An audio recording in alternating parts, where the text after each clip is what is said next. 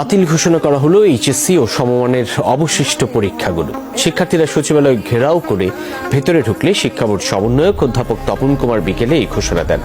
বলেন, ফলাফল কিভাবে প্রকাশ করা হবে তা দ্রুত জানানো হবে। পরীক্ষা বাতিলের সিদ্ধান্তে খুশি আন্দোলনকারীরা। তাদের দাবি, এই মুহূর্তে পরীক্ষা দেওয়ার মতো মানসিক স্থিতিতে নেই কেউ।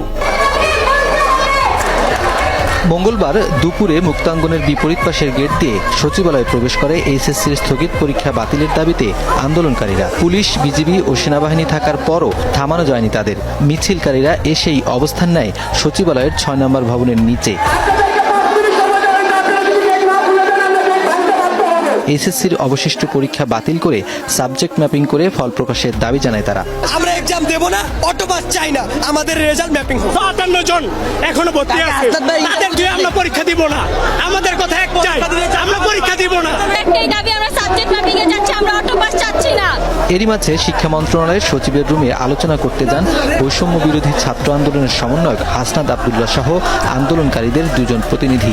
আলোচনার যখন কোনো ফল আসছিল না, তখন ৪টার পর আন্দোলনকারীরা সিঁড়ি বেয়ে ১৯ তলায় শিক্ষা সচিবের রুমের সামনে গিয়ে অবস্থান নেয়।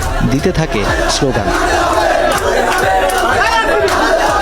পরে বিকেল ৫টার দিকে আন্দোলনকারীদের সামনে পরীক্ষা বাতিলের ঘোষণা দেন আন্তঃশিক্ষা বোর্ডের সমন্বয়ক। কিছুক্ষণের মধ্যেই জারি করা হয় প্রজ্ঞাপন, দেয়া হয় ওয়েবসাইটে। মাননীয় শিক্ষা উপদেষ্টা, আমাদের মাননীয় শিক্ষা সচিব সহ আমরা সবাই পর্যালোচনা করে আমরা দেখেছি যে আমরা যে রুটিন ঘোষণা করেছিলাম অবশিষ্ট পরীক্ষার জন্য, সেই পরীক্ষাগুলো আমরা বাতিল করছি। আজকে এখান থেকে আমরা ওই অবশিষ্ট পরীক্ষাগুলো বাতিল ঘোষণা করছি। ফলাফল মূল্যায়নের বিষয়ে অচিরেই আমরা একটা পর্যালোচনা করে সিদ্ধান্ত দেওয়া হবে। পরীক্ষা বাতিলের সিদ্ধান্ত আসার পর আন্দোলনকারীরা স্বস্তি প্রকাশ করেন।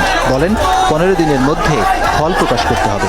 ওনারা আমাদের রেজাল্টটা ১৫ দিনের মধ্যে পাবলিশ করে। আমরা সবাই সন্তুষ্ট এখন। ওটা আমরা এসএসসি থেকে নাম্বারটা এনে মূল্যায়ন করে আমাদের রেজাল্টটা দিয়ে দেওয়া হোক যত তাড়াতাড়ি সম্ভব, যাতে আমরা অ্যাডমিশনের জন্য প্রিপারেশন নিতে পারি।